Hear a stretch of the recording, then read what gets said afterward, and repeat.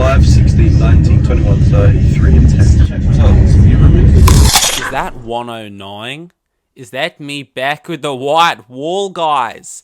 That's right, we're back with the white wall and the Ratatouille poster. Say goodbye, Burgundy Wall. Say goodbye, shitty curtain. We're back and we're the same. I can't promise that we are better, but yeah. How is why am I speaking like that? Why was I just talking in that way? I think downstairs they're watching Australian reality television.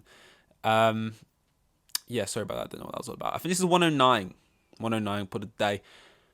Oh god, today was a. It's hard. It's hard, but I'm here and I'm doing it. Doing this is hard. Nothing else is hard. Um, but we're here, man. We're here. The motivation to just do it. I always feel like the actual doing of things is never that difficult. Well, not entirely true. Like war, um, gymnastics seems pretty hard to actually. What I'm trying to say is that for a lot of things, I get like if I got work, if I have work, doesn't matter if I have work 1 day a week, 6 days a week. Say I have work 1 day a week and it's on Sunday. I feel like I feel bad Monday, Tuesday, Wednesday, Thursday, Friday, Saturday. I don't even enjoy it. I'm just thinking of Sunday. And I know people get that to an extent. They'll get it like on a Sunday they won't enjoy it because it's a day before and that makes sense. But on a Saturday they'll still enjoy themselves because there's a day buffer. For me the day buffer doesn't make sense. Just knowing that I have work or something is really it just does something to me I cannot explain. Um but then a lot of the times it's not even necessarily the job. Like I've had jobs I've absolutely hated, and you just have to get through it, and you go in every day and you hate it or whatever. Um, but like I've also had jobs where I haven't been able to get myself to go in. Like, I can't bring myself to go in. Like and I'm lying there, I'm like, get up, just go. Like maybe I'm changed. Maybe I woke up early to go and I just can't go, and I look at the time and I just watch it tick past. I'm like, that officially late, officially not in, and I just don't go, and it's like been a real problem. Um, and why am I talking about this? About the, and it's like those jobs as well. They're jobs that when I'm at them, I don't even feel like I'm hating it. Like it's like, oh, this is fine. It's not like fun, but this is like fine for a job. This is alright. The money's okay, and it's like I don't actually hate it when I'm here. But for some reason, just the idea of getting myself in to go has just become a real problem over like the last year, and I don't know what happened or what like made me like this because you could maybe say post COVID maybe, but I don't really know. Like I just know I remember having a job once and it was like minimum wage. It was like awful. But like, no, it actually wasn't awful the job itself, but it was minimum wage, and it was just like it was just a classic job. And it was like I'd go in. I was working like a 0 hour contract, but I was essentially working like full time because I'd go in. They'd give me like 5 shifts a week, and then most of the time they'd ask me if I could do an extra day or two. So I'd basically be there 6 7 days. But it was just I just had this like I can I'll always be able to get in for it, and I'll just go in. And I was in a good streak, and like something really threw me off. Maybe it was COVID because I didn't work for like 8 months, which was like, by the way, hell. It's not even that I'd like to not work. Like it's not like just like a straight up bumming around. You know what I mean? Like I just want to sit around and play video games. Like when I'm not working, it's like I hate that as well because like you can't. When you're not working, it's just you want to be at work because you're like you need to make money. You want to make money. You want to have financial. You want to have freedom. You want to be able to do your own thing. You don't want to be dependent and stuff, and you just want to not feel judged when you're just walking around the place, like the house or wherever you're going, that you're just never doing anything. But then when you do have work, for some reason, I just can't get myself for it. But like since getting back now, I think I'm gonna try and just get in the swing of things and maybe try and improve that because I do technically have 3 jobs right now, but the shifts are so sporadic for all of them that it just equates to a normal job. But 3 jobs, and I don't hate any of them. They're all really easy, and I should be able to get myself doing those and just getting back used to work. But yeah, we actually do have some stuff to talk about, not just me. What other things today? They are. Oh, no, this is no. I know football. No one gives a fuck, and especially not non-league, but crazy Hollywood ball, and it makes sense with Ryan Reynolds. They act like Ryan Reynolds is the manager, the way they call it his team, and they'll like interview him after the stuff. And it's like there is like a manager. I don't even know his name, but he's there. He's doing a great job. But all the shine, like when they win, it's like all the shine's on the owners. Like they're out there picking the players and stuff. But I'm not against it. I like it. It's fun. Basically, they're on 100 points, and Notts County is also on 100 points. And in the National League, only one team gets automatic promotion, and they're both on 100 points. And then they played each other, and then they went down 1-0, and they made it 1-1, then they made it 2-1, and then they came back 2-2, and then they made it 3-2, and then they got a last-minute penalty. And by golly gosh, Fozzie Bear Foster steps up, saves the penalty. Absolutely bloody loving it, mate. Absolute ledge I am. Absolute ledge. You know, in the GoPro, it's gonna make for a cracking video. Like the video would have banged enough. The fact it was a close game. They won. It was 3-2. Ryan Reynolds is in the stands watching. You might get him in for another clip in the video. But then the fact you have a last-minute penalty save on the GoPro. Like, you better pray to God it was recording, because like if it's not, oh my God, can you imagine? Like, oh my God, oh my God, like, boys, great game, absolute ledge, mate. Oh my God, I can't believe I got that on the GoPro. And then you check and you didn't click record. Nightmare. Yeah, and I was watching it as well. And when I watched the highlights, because everything about it was perfect as well. Because when I watched the highlights, Wrexham Stadium, they got quite a nice stadium for non-league.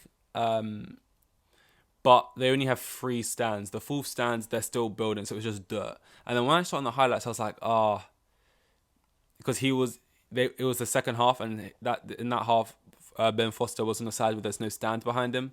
But then I realised this again is even more perfect for the video, because the GoPro is facing that way. So for that way, you have the view of the 2 stands and the other end. So it's just the perfect view. If he was standing in the goal side where all the fans were, then the shot would be showing just like dirt and field and stuff, and it just make it look less cool. But it's got like the whole stadium feel with it, like everything just perfectly aligned. The perfect game, biggest game in non-league, and just perfect for him. Like, he made the perfect decision getting back into it, and for Wrexham, they're gonna go up probably. I'm trying to jinx him, but they're gonna go up. He's gonna get all those promotion scenes, and they haven't been promoted from the National League in like 20 odd years. It's like, it was a great choice. It's a bit of fun. He can go there. He'll find it piss easy. You know, he's came down like 3-4 leagues or whatever. He'll find it piss easy. You know, he's got content now for days to make every week, and it's going to be a success story. So it was great. It's a great decision there. What I'm looking at right now is a True Geordie podcast, which has been out an hour ago. It says legendary adult star shares wild stories from porn, which I notice is quite popular in podcasts. I think like this is the other one was as an S school. This one was like a porn star, but like it's very popular. I know that some podcasts and people have like OnlyFans people, usually women. Let's be real. It's usually OnlyFans girls. They usually have people from OnlyFans or like porn stars, like the biggest ones from like back in there, or they'll have like escorts or people on. And it's like a popular thing. Like, I feel like is it not dying out yet as that being like a really popular brand of getting people on the podcast? Like, is it still interesting? Like, you get them on, they tell you stories. How many like sessions would you like do a day? Most I've ever done was probably like 4 or 5, and I had to really call it, and that was really pushing it, because, you know, once you've been around about 5 times, and there was all like group sessions as well, you know, it can really, you know, starting to do damage now. You know, it's usually questions like that. They're gonna you're gonna ask them, can we talk money-ish? Like, how much do you get paid? They're gonna tell you a ridiculously high sum, because you can make crazy money in that world. They're gonna tell you, yeah, I make like 3 billion a day. You're gonna be like, what, 3 billion a day? And it's like, outside of that, what else is there really to it? I just feel like they're so boring. Like, maybe they were interesting at a time, but now people still get them on, and I just feel like it's not that interesting anymore. I'd rather hear like stories of just average people, and if those stories are like sexual related or whatever, or like money related, or just like crazy stories or whatever, from like interesting people already that you're interested to hear about. Maybe they had like a really interesting story. Maybe you're interested because they're famous and you like their work or whatever, is more interesting than like basically this whole like fairy tale land, like these people come in, especially the escort one, because like I suppose at least the porn one, you're like, okay, there's video evidence, but like they'll just come in and be like, oh yeah, I've done this and that and this and that, and it's just like it sounds like Jay from The In Between is just coming on, just waffling on about, oh, I've done this, I've done that, I got paid this much, and it just sounds like, who even are you, mate? Are you even? And that's the thing as well. Are these people even that interesting, or even that great of talkers? It's like they get called on because it's like, oh, that makes for a great title. Those videos always do well. They always make for podcasts people listen to. But it's like they're from the industry of where the only speech they're making is like, oh, yeah, you know. So it's like, it's not, they're not nailed on to actually be great speakers, and then you get them on, and it's just like, yeah, they're gonna tell you they have sex every day, and guess what? We knew that already. That's their job. Then they're gonna tell you they make an absurd amount of money, and you're gonna be like, wow, that's crazy. I need to get into that. And then what else have you got for like another hour and a half? It's like, you can get like sound. That's, you know what it's for? It's for like sound bites. You can get great clips for it. Put it out on the TikTok. Put it out on the Twitter space. Put it out on the interweb. You know, put it out on TikTok. You make YouTube shorts. You know, they'll do wonders. But I just find them so boring when like, but I haven't listened to a True Geordie podcast in a long time. Mainly because I think we just have different interests. I'm not like big into fighting. And he'll get like UFC fighters and not boxers on, and I just don't really care that much. If you get footballers on, it's never really that interesting because they don't really spill that much. He'll get on people with like really interesting stories, but it'll be like, I know I got sentenced to life in prison, or like, I got, my whole family was murdered in front of my eyes, and I got sent to like a Japanese training camp where they built me up and taught me, and it's just like, okay, that's an insane life. You should probably go write that down and make it a film. But I don't know. I just find it like, again, for some reason, certain things, when I hear it, it's like, oh, wow, that's a crazy story. But for some reason, I just take it as a story. Like, I know I'm not saying they're lying. I believe that they're telling the truth. But I just take it, I don't know. Like, I don't know. It's just not my thing when it comes to podcasts.